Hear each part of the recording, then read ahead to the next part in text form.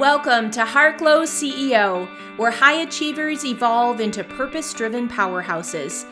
I'm Casey Rossi, your integrative leadership coach.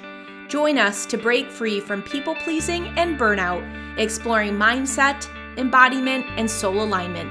Discover expert insights, success stories, and actionable tips for holistic wealth on your terms. This is where transformation meets the modern female leader. Let's go. What if the very thing you're resisting is your soul's greatest calling? Today, we're exploring what it means to live courageously in alignment with your soul's purpose.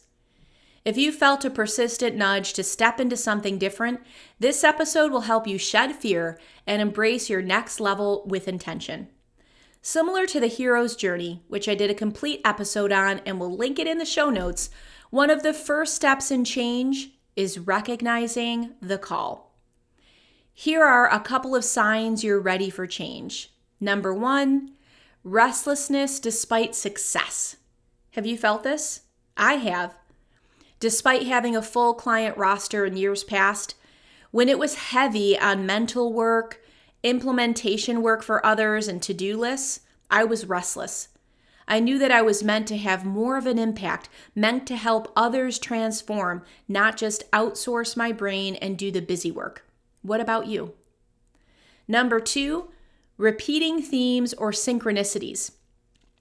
Do you have phrases or themes that are on repeat? For me, light leadership is pouring in more and more. I stumbled across a video that I recorded in 2021 all about the feminine rising and light leadership. It felt as relevant today as when I produced it.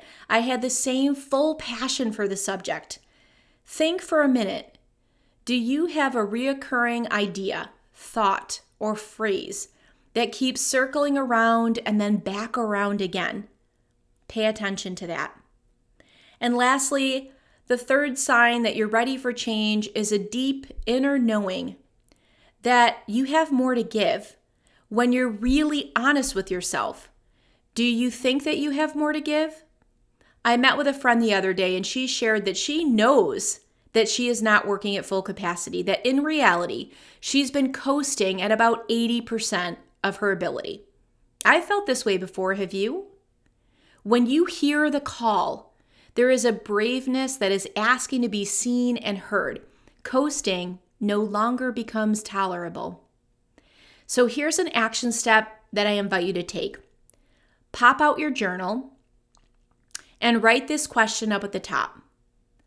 What is my soul asking me to step into now, even if it feels uncertain? And you can press pause and just see what bubbles up and just write with no shame or censoring. Just let whatever is bubbling up pour out of you. And if now's not a good time, you're on the treadmill or you're driving, you can always go back to the transcript of this episode and journal on this question. What is my soul asking me to step into right now, even if it feels uncertain? Next is fear. This can be a huge stumbling block, especially if we are navigating or considering navigating bold moves. That emotion can and does even creep in with minor shifts too, so do not beat yourself up. To normalize fear, we all have fear. It's programmed into our nervous system since birth or before. It helps keep us safe. It is one of our basic survival instincts. It's just that over time, learned, real, or imagined fear can feel big and hard to overcome. I attended a masterclass this week all about flower essences that combat fear. Before we got into the plant medicine that can support being fearless, we spent almost an hour talking all about all the kinds of fear.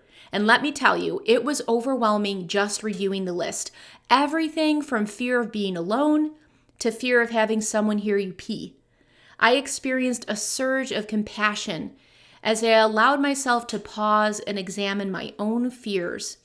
And also as I saw other people's comments about their experience with fear, some debilitating.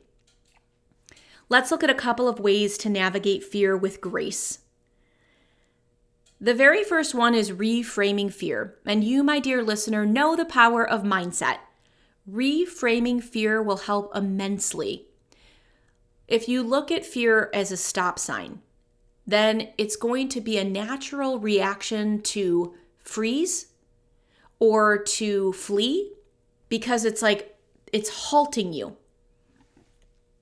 What I would love to invite you to look at it as is a guidepost, a sign at the intersection of your life. It's your choice if you want to move forward into growth or step back into safety. But reframing fear, that fear is not a stop sign but a guidepost, is going to serve you. The other thing is naming the fear.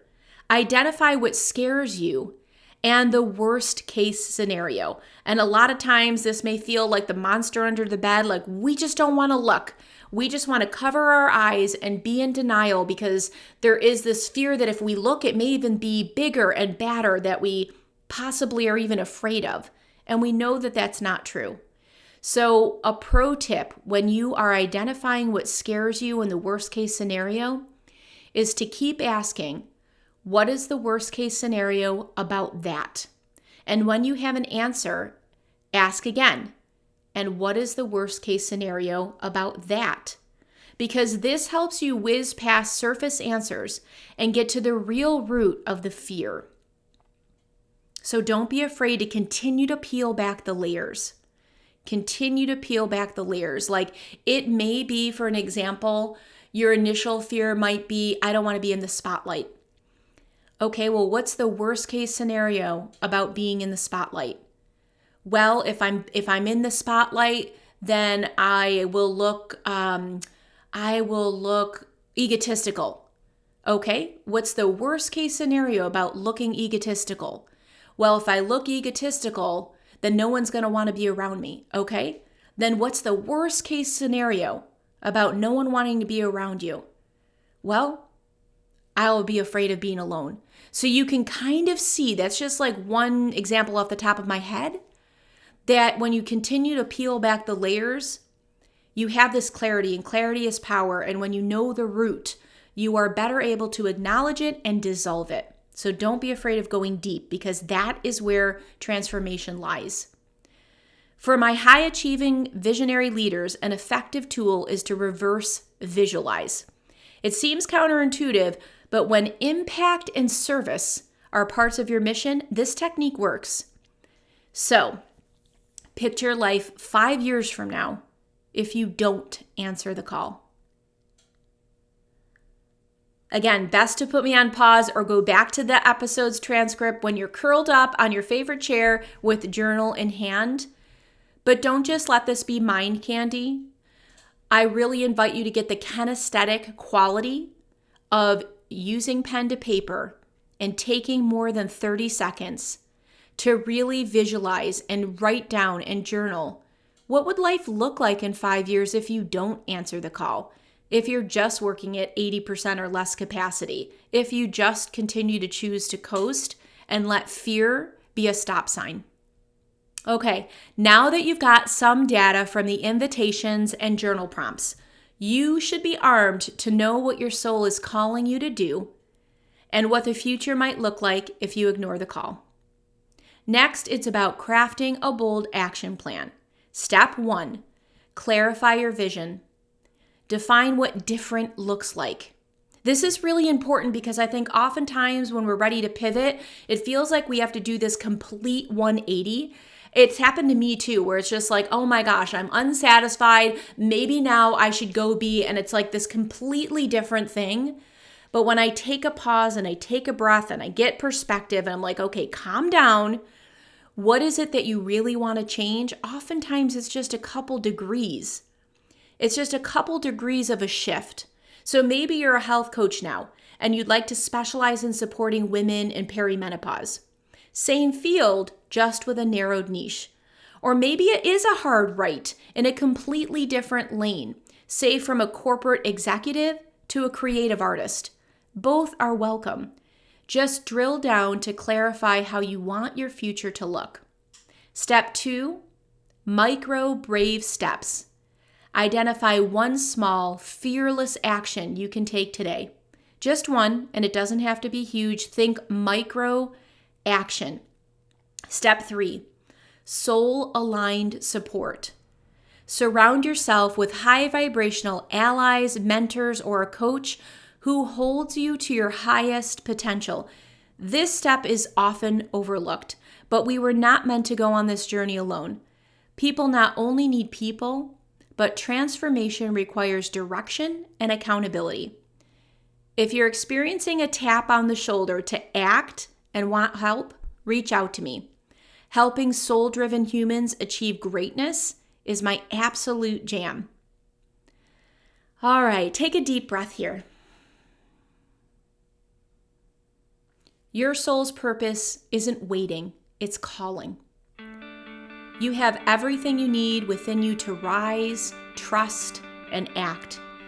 If you're ready to go deeper or need support, check out the links in the show notes for tools and coaching programs designed to help you unleash your fearless self. And I'll leave you with this daily affirmation. I am courageous enough to trust my inner wisdom and take inspired action. Until next time, my friend, breathe joy.